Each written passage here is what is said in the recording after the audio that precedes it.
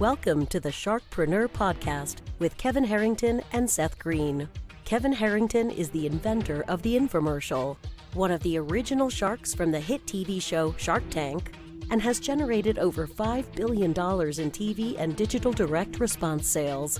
Seth Greene is the world's first trusted authority on cutting-edge direct response marketing, a best-selling author, and the only 3-time Marketer of the Year nominee. On the podcast, Kevin and Seth interview Sharkpreneurs who share straight talk on what it takes to explode your business. Why do so many businesses struggle while others seem to explode overnight?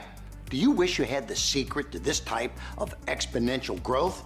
Now, I've scaled more than 20 businesses to over $100 million, and it's not just luck. In my new book with Mark Tim, Mentor to Millions, you'll learn the repeatable framework I use in all my business ventures for massive success. Order at kevinmentor.com and get over $1,000 in bonuses. Head to kevinmentor.com. Welcome, everybody, to another live episode of the Sharkpreneur podcast. This is Seth Greene. I have the good fortune to be today to be joined by Tanner Chidester, the best-selling author of Infinite Income, the 8-figure formula for your online business.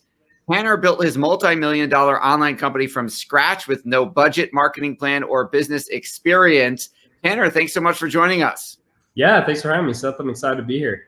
All right, I am excited to have you. Let's go back in time a little bit because you've got an amazing story. I obviously want folks to go get the book, but how did you get started? I grew up in a family of 7 kids, 4 sisters, 2 brothers. Pretty conservative household. So just growing up, I was kind of strange, I could say. My sisters played a lot of dress up with me. So, you know, they didn't do me any favors. But I just got bullied a lot as a kid. And around 12 years old or so, I just decided I wanted to work out. In my head, I was going to beat these kids up. So I started going to the gym. My mom would drop me off around 5:30ish in the morning. I'd work out for 2.5 hours. Then she'd pick me up and take me to school. And I go to gym class and then I'd shower. So that's how I started. And then, 3-4 months later, I started getting compliments because, I had beginner gains and I was, in puberty. And so it was just really working to my advantage. There's not a lot of kids lifting at the age of 12. And ultimately, after that, it kind of gave me confidence in school and girls because I saw, hey, I'm working hard and now people aren't messing with me. So at that point, I really started excelling in sports, particularly football or American football, depending on, where you're from. And I just dedicated my whole life to that. The way I work on business now is what I did with sports. So until about 22 years old, that's all I did. And then at 22 is essentially when I left school. I got convinced by a guy named David Fry. He introduced me to the ClickFunnels world and taught me how to set up opt-ins and emails and all these types of things. And then from about 22 to 25, I really struggled. I didn't make any money. During that time, I did door-to-door sales. I internshiped with David for about 1.5 years. And then I also was a server. And then around 25, I learned a lot of stuff. I didn't know this at the time. It was really setting me up to be successful. But at the age of 25, I kind of had this breaking point where if I didn't figure it out that year, I was going to go back to school. And I saw an ad on Facebook, probably similar to what a lot of people have seen of me, unfortunately. And I clicked on it, got on a call, had no idea what high ticket was, had no idea what coaching programs were, paid them like $5,000. I think I had $2,000 in my bank account, paid $3,000 on a credit card. Learned a couple simple things. Wasn't anything crazy. Learned a couple simple things, implemented it, made $10,000 in that first week. And then never looked back. And then from 25 to 28, I've done over 25 million in sales. And that's where I'm at today. And I don't work that much anymore. So I'm ready for new challenges. But yeah, that's the long story short. Yes, to get the longer version of the story that is incredibly compelling, you absolutely have to read the book. I couldn't put it down. When your PR firm sent it to me, I said, I knew we had to have you on because you are the quintessential rags to riches, literally like sleeping on couches, homeless, trying to figure it out. And it took, I love the persistence that it took 3 years. You didn't instantly start making money. It took years and years for you to learn it, to you to hit that tipping point. And then you still invested in a coach besides David, who's I believe has been on the show. You then invested in another coach to learn the thing that you felt you were missing. You set a line in the sand of I'm either making it or I'm going back to school.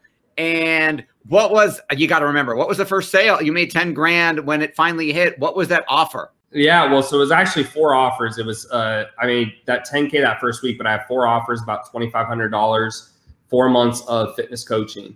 So you were working at the time as a personal trainer, and you sold $10,000 worth of personal training online. Now, were these people coming to your physical local gym, or is this you were coaching people virtually before COVID? Yeah, so this was 100%. I mean, this was back middle of 2017.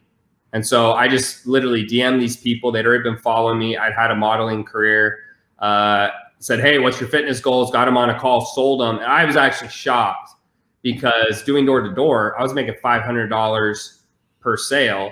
And then I got on the phone with this person for an hour and they were interested and they wanted it and they signed up and I think the first 3 paid me in full, which I really needed. Yeah. I was shocked. And I remember I even closed the deal going back. I was driving back from North Carolina to Texas and I closed a $2,500 deal in the car over PayPal. Hang on, let me pull over. You didn't. No, dude, I was super. You didn't even pull over and write down the credit card number. It was super dangerous. I'm literally going on the freeway and I'm trying to do this and don't do that. But yes, we are not recommending you try any of this at home. Yes. And then I remember when I hung up, I started screaming because I could feel my life changing. It was kind of like that aha moment. Yeah. Now, when you got started and had that, when it finally started working, when it was finally ready, you didn't have a 27-step complicated funnel. You weren't doing 2-3 hour perfect webinars.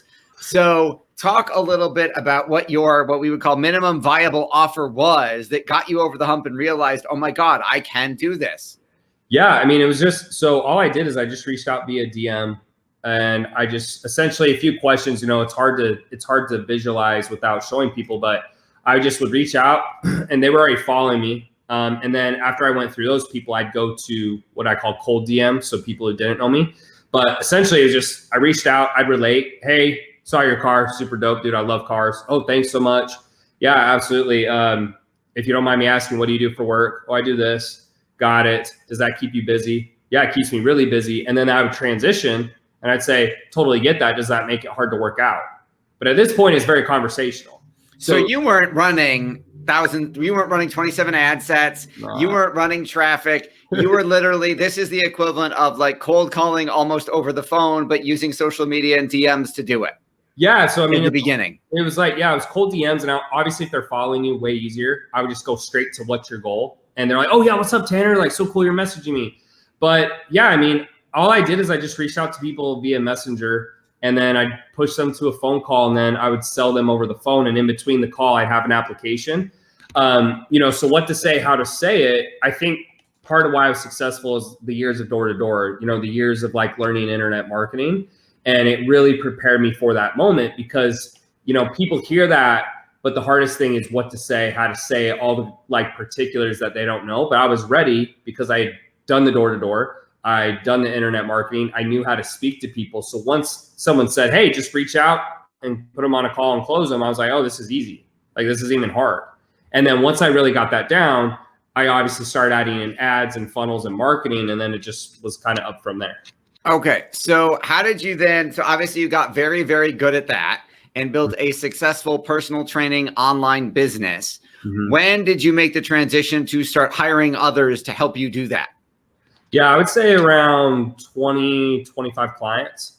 So I had about 20, 25 clients and I was DMing each client at least once a day, but then they'd all message back. So just between that, there's about 3 or 4 messages a client. It's about 100, 150 messages a client. Plus I was taking all the sales calls. Plus I was starting to run ads. Plus I was doing all the messaging. So that's the first thing I hired out. And I hired my brother. Ironically, the 2 first people I hired were my brothers. So I hired one as a coach. I lied, first 3, one as a coach, and then I hired someone to kind of help me with messaging. And then after that, I hired a sales rep, and that was my other brother. So the benefit I had of also scaling fast is I had 2 family members that I knew I could count on. Most people can't work with their family. Luckily, me and my brothers, just the way we were raised and our work ethics in sports, it was a lot easier to kind of push them in.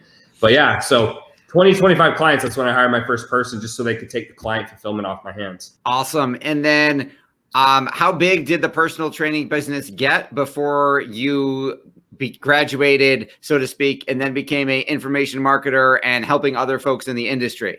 Yeah, so it got to, I believe we were doing around 125 to 150 a month consistently. The issue is at that time what happened was, well, there was 2 things. One, we started to max out on our ads. So, for anyone who's ran ads before, it just got to the point they were no longer profitable. So I was going to have to pivot where I was doing some low ticket offers and some mid ticket offers in there. The second reason was I've been asked multiple times, like dozens of times, by people who are willing to pay me $5,000 to $10,000 to help them because they saw my success and they go, well, shoot, if you can do this for you, then obviously you can do this for me. And so I never actually had an intention of being a business coach or business consultant or any of that. I actually had a big stigma against them.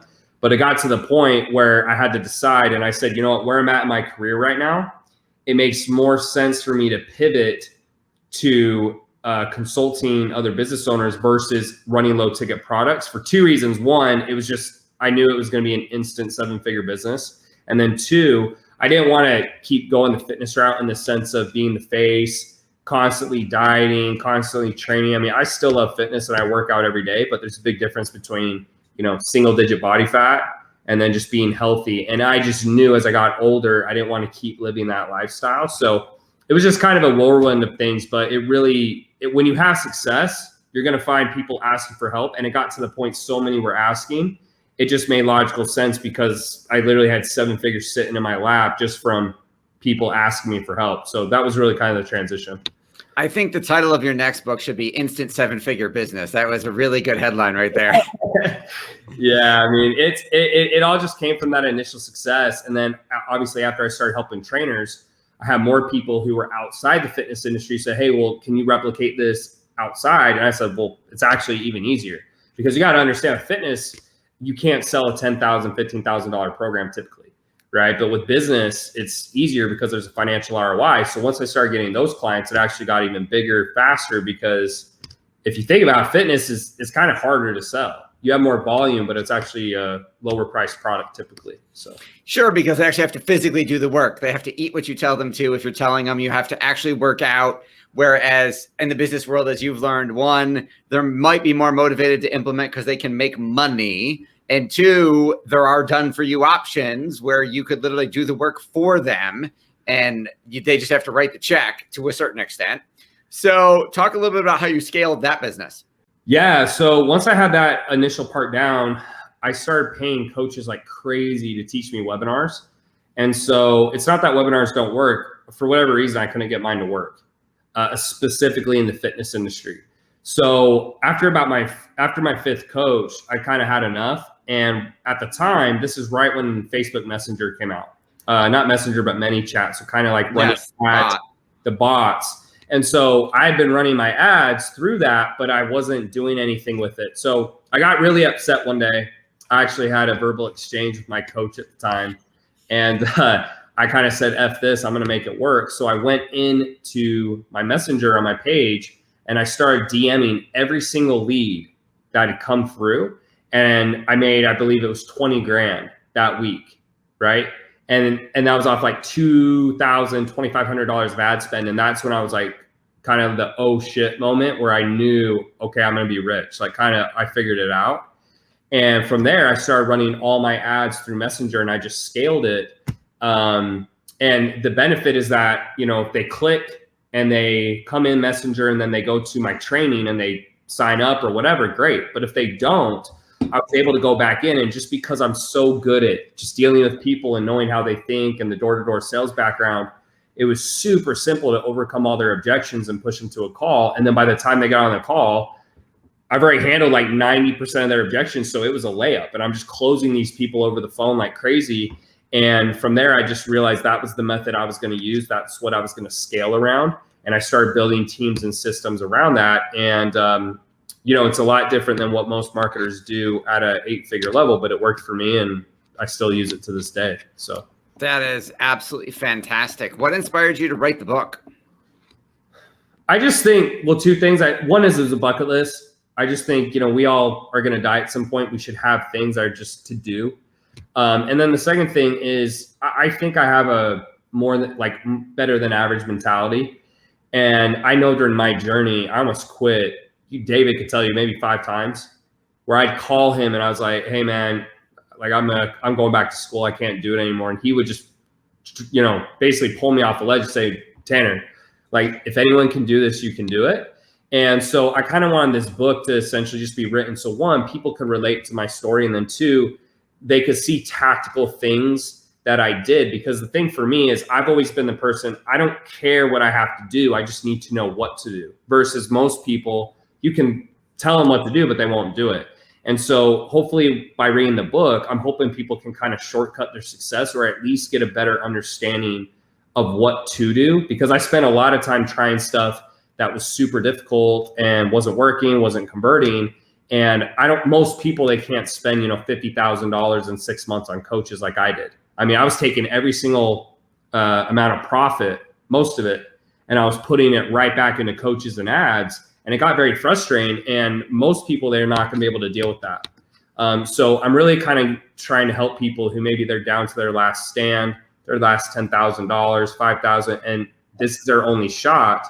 And I wanted to kind of tell that story, because when I was trying to figure this stuff out, it was very frustrating, to say the least. Absolutely. I mean, I've been there I started a similar thing, but in the financial services industry as opposed to personal fitness. So I totally get that. Obviously, your persistence is a common theme that comes through, and your refusal to give up. What are some of the other personality traits you think that made you so successful? I mean, I think obviously my work ethic helped. I think sports really helped me.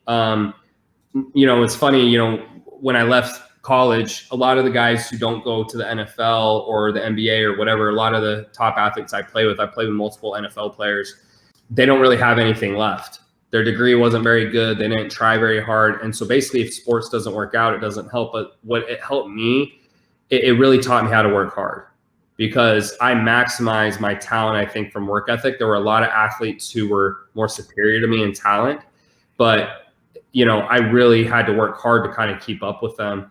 I think the other thing is just there's something inside me as well. I don't know what to call it, but there's just I have a desire to kind of live my best life. So, I've said it already once, but if we have 80 years to live, I just don't want to look back with regret. And something that was instilled for me at a young age was just to be the best I can be. And it sounds cliche, but that's part of what drives me. Some people, they think it's about the money. I like to say the money's a scorecard. The money indicates that what you're doing is working and you're being somewhat successful, right? Like you're kind of hitting your goals, versus, I need to make a bunch of money for self-validation. And I've learned that along the way.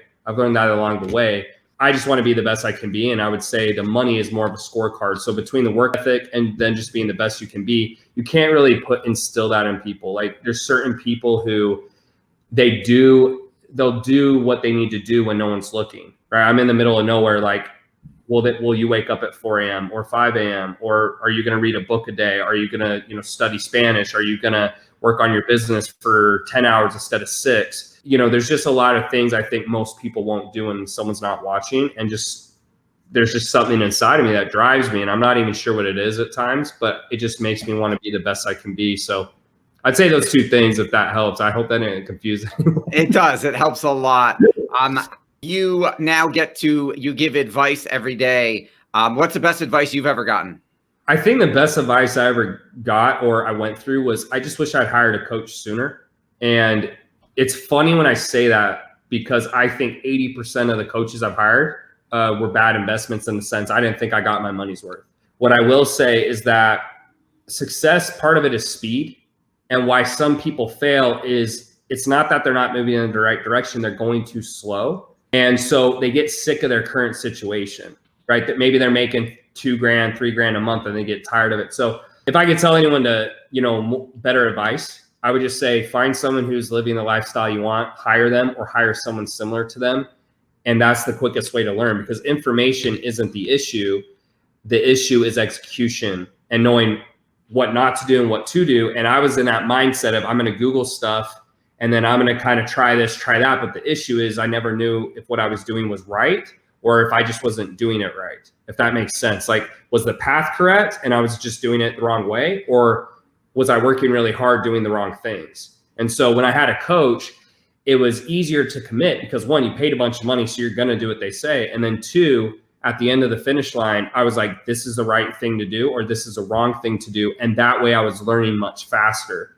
And I think what made that easier for me is I had a goal to be a multimillionaire. And so I was able to get over wasting money per se on coaches, because I go, well, you know what? If I'm really wanting to make millions of dollars, is $10,000 that big a deal? But I think a lot of us get so scared and we get in such a very scarcity mindset that we don't want to lose what little we have.